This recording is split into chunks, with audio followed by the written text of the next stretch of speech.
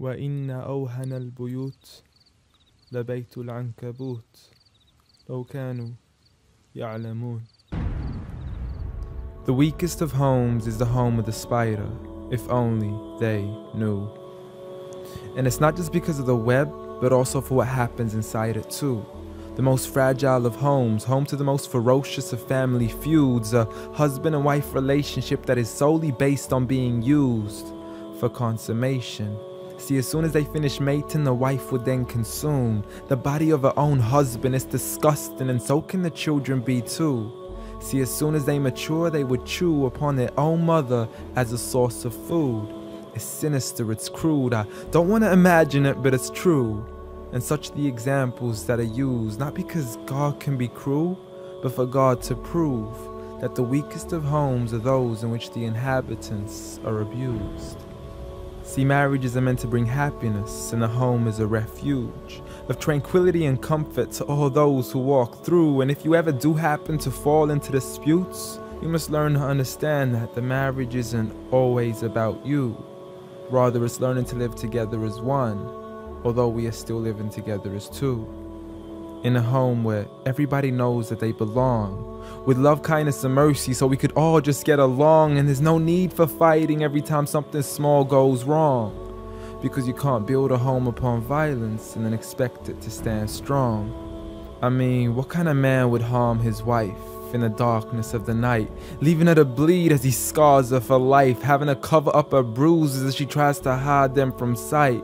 See, he's so focused on her responsibilities, but fails to realize that he also owes her rights. See, as a husband, you're meant to provide, protect, respect, guide, and guard her.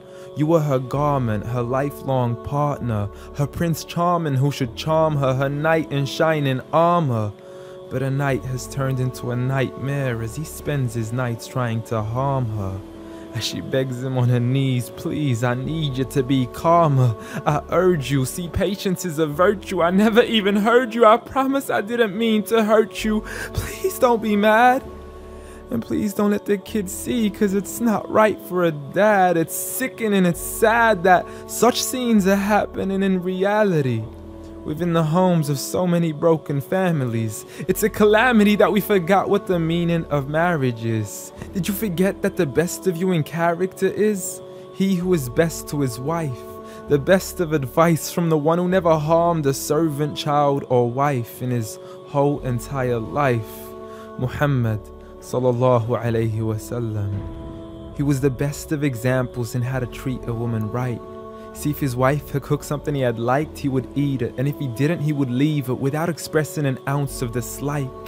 He would even refuse an invitation to food until his wife had also received an invite, and he would help around the house too, just to make her workload light. He was the pinnacle of being polite.